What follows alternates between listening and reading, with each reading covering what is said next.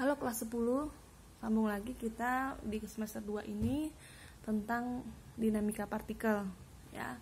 Jadi dinamika itu adalah ilmu fisika yang mempelajari hubungan antara gerak dan gaya. Nah, di dinamika partikel ini kita akan belajar ada hukum Newton pertama, kedua, dan ketiga. Nah, apa bedanya hukum Newton pertama, kedua, ketiga? Kita lihat dulu ya. Di hukum Newton yang pertama. Nah, hukum Newton pertama ini berbunyi gitu ya. Bila gaya yang bekerja pada benda itu sama dengan 0 atau seimbang ya, gaya-gayanya seimbang, benda yang diam akan tetap diam dan yang semulanya bergerak akan tetap bergerak dengan kecepatan yang konstan gitu ya, atau tetap pada lintasan lurus.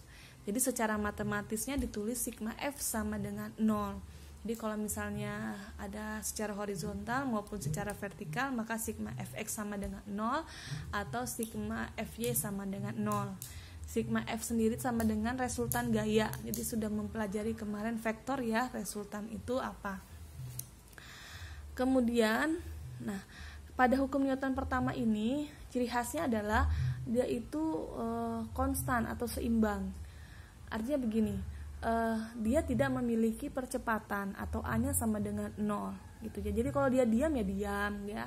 Kalau dia bergerak dengan kecepatan misalnya 5 meter per second, pada waktu 10 detik pun tetap segitu gitu, karena dia tidak memiliki percepatan gitu ya.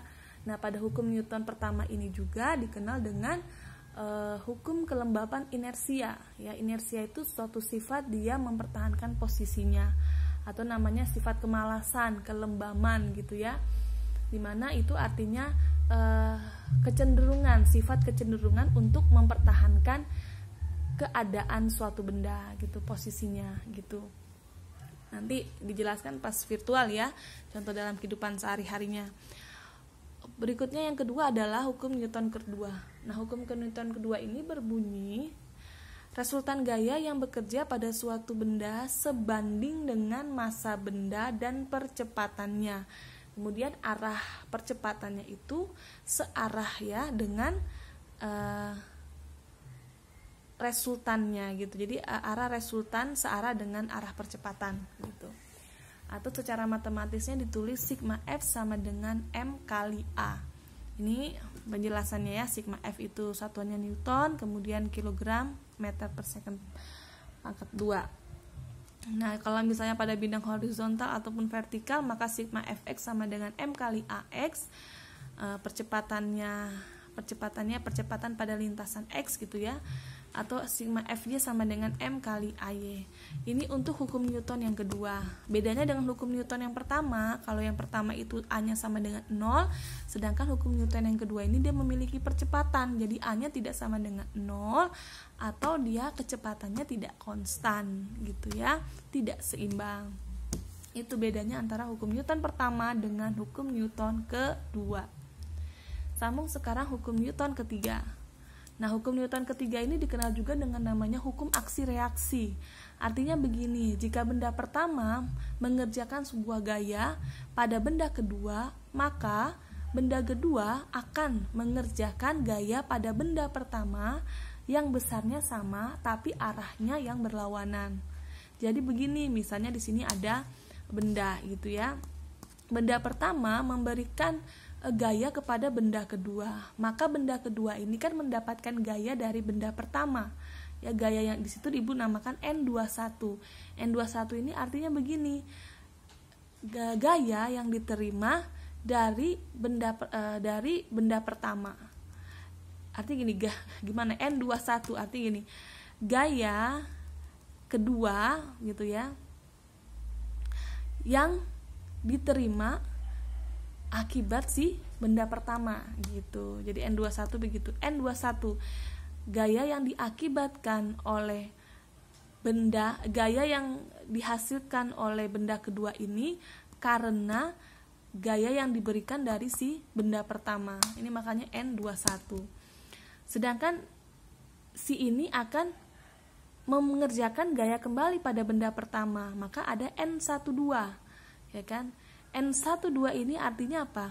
Gaya ya kan pada benda satu ini yang diterima oleh benda pertama N1 karena diberikan dari benda yang kedua ini gitu. Nah, pada hukum aksi reaksi N12 ini sama dengan N21, besarnya sama, tapi arahnya berlawanan. Jadi kalau misalnya sini ke kiri N12, maka N21-nya ke kanan. Jadi secara matematis ditulisnya F aksi sama dengan min F reaksi gitu ya. Aksinya ini kan aksinya ini N21 ya kan.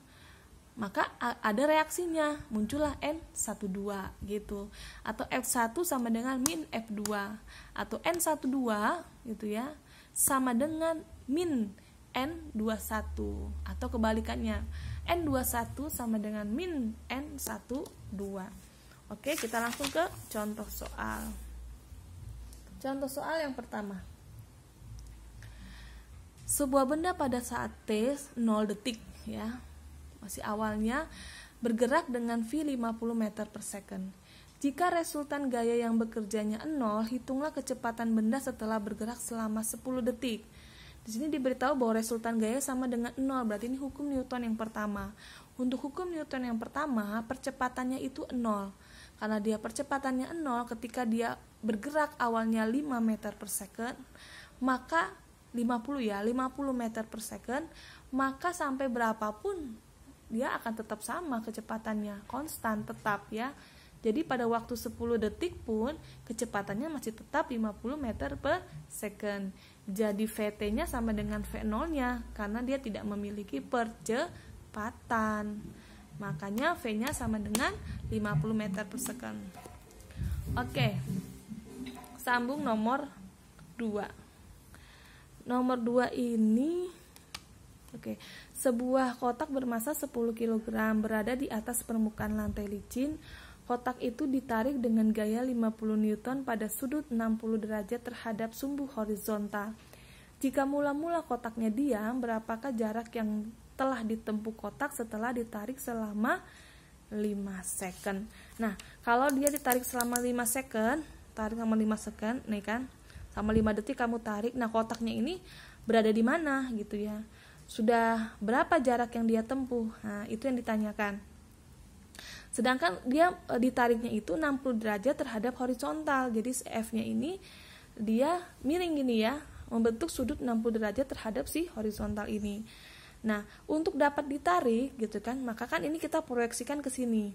Jangan ke atas. Kalau kamu proyeksikannya ke FY gitu ya, salah, ini kan silang nih ya, salah. Kalau kamu proyeksikannya ke atas ini, berarti dia terangkat ke atas. Sedangkan dia kan arahnya seperti ini jalannya kan, maka kita proyeksikan dia ke Fx ya kan. Fx-nya berapa gitu. Ini sudah belajar di vektor ya. Fx sama dengan F kali cos theta. Kenapa bu cos theta tadi? Karena kita proyeksikannya ke sumbu X. Sumbu X-nya itu dia diapit sudut. Nah, kalau dia diapit sudut, dia itu dikalikan dengan cos. Maka dapatlah 25 si Fx-nya. Gitu.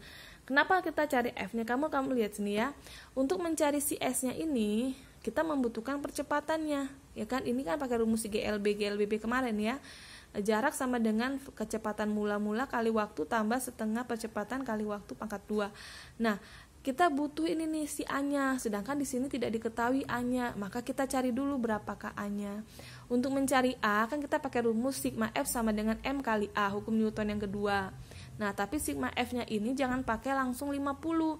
Kamu harus proyeksikan dulu gitu karena dia ada terhadap sudut 60 derajat. Ketika kamu proyeksikan, kamu dapat nih 25. Dapat 25 baru kamu cari A-nya. A sama dengan sigma F per M. Ya kan? Berarti sigma F-nya 25 bagikan masanya si benda ini berapa? Masanya adalah 10 kg. Ini ada di soal ya semuanya. Sama dengan 25 bagi 10 adalah 2,5 meter per second pangkat 2. Ini dapatlah percepatannya. Dapat percepatannya masuk di sini nih. V0-nya bu kenapa 0? Karena dia kotaknya awalnya diam. Ya kan? Berarti V0-nya 0. Nah, V0 0 kalikan waktunya 5 ya tetap 0 ya kan. Tambah setengah kali A-nya 2,5 kalikan T-nya ini adalah 5. 5 pangkat 2 25. Setengah kali 2,5 kali 25. 2,5 ini kan 25 per 10 ya. Ibu ambil 25 per 10 aja biar gampang. Jadi 25 kali 25 per 10 kali 2. Jadi 20 kalikan 625 ya. 25 kali 25 kan 625. 625 bagi 2 312,5. Bagikan 10, komanya di sini ya, berarti 31,25. Jadi jarak yang ditempuh si balok ini setelah 5 second adalah jaraknya adalah 31,25 meter. Begitu. Satuannya benar ya, nggak ada yang aneh-aneh ya. Oke, ini sudah benar. Nanti kalau ada keliru bisa kamu sampaikan pada saat pembelajaran virtual. Terakhir nomor 3. Oke, anak-anak bedakan ya. Di sini di dinamika partikel anak-anak harus sudah bisa membedakan antara massa dan berat. Ya, jadi kalau massa itu sifat inersia ya, lebih kepada kecenderungan benda untuk mempertahankan posisinya atau keadaannya. Sedangkan kalau si berat itu adalah dipengaruhi oleh gaya gravitasi. Jadi berat kamu kalau kamu di bumi dengan di bulan itu berbeda, ya kan? Tetapi massanya sama. Itu ya. Berat kamu di sini dengan di Pontianak ya, di daerah Katulistiwa, dengan kamu yang berada di kutub itu pasti beratnya berbeda, tetapi massanya sama. Karena berat itu dipengaruhi dengan gaya gravitasi, begitu.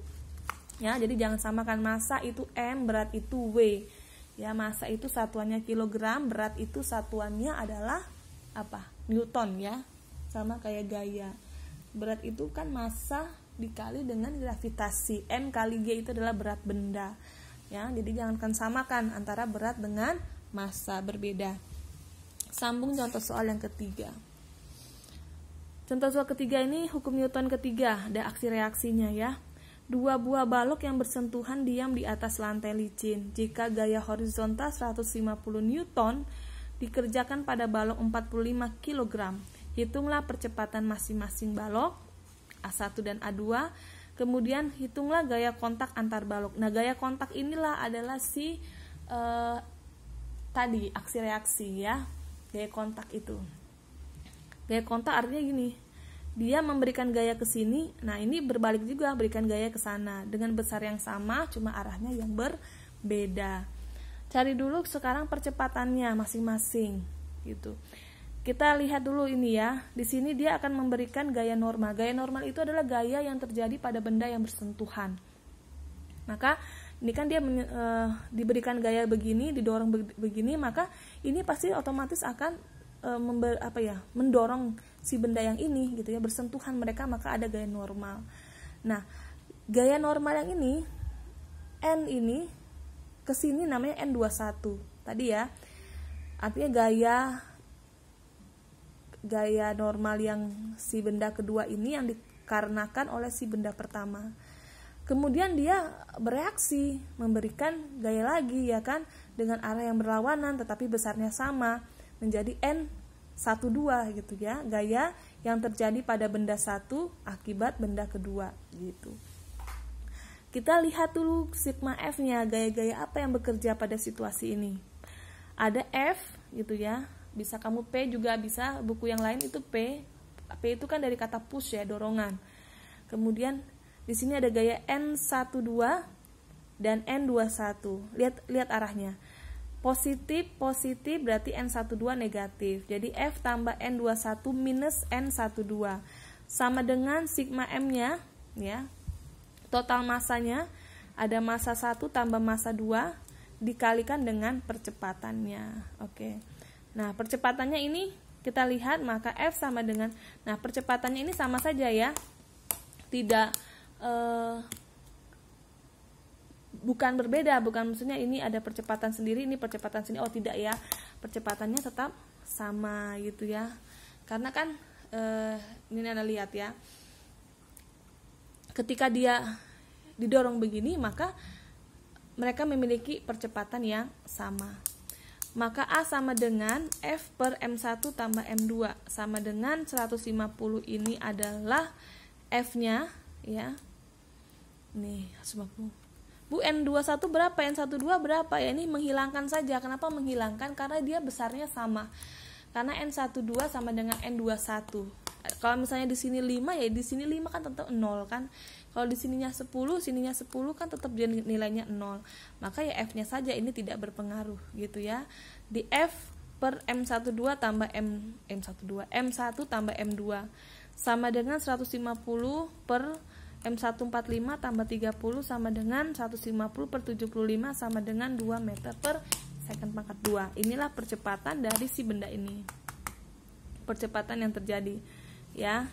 Kemudian berapakah N12-nya? N12 sama dengan N21. Misalnya ibu meninjau dari benda ini ya. Dari benda N12, maka ya kan, sigma F yang ada di sini apa saja? F ini kan berlawanan arah ya, F min N12. Maka sigma F-nya sama dengan F dikurangin N12 sama dengan M1 kali A. Masa pertama karena kita tinjau dari benda pertama. Maka 150 min N12 sama dengan 90. N12 sama dengan 150 minus 90 sama dengan 60. Jadi N12 ini sama dengan 60 Newton. Sekarang kamu lihat yang saya mau lihat dari tinjau dari benda kedua, Bu. Boleh. Tapi pasti hasilnya juga pasti akan sama. Kalau benda kedua ini cuma ada satu gaya di sini ya, N21. Maka sigma F sama dengan M kali A. Sigma F-nya adalah N21. Makanya N21 sama dengan M kali A.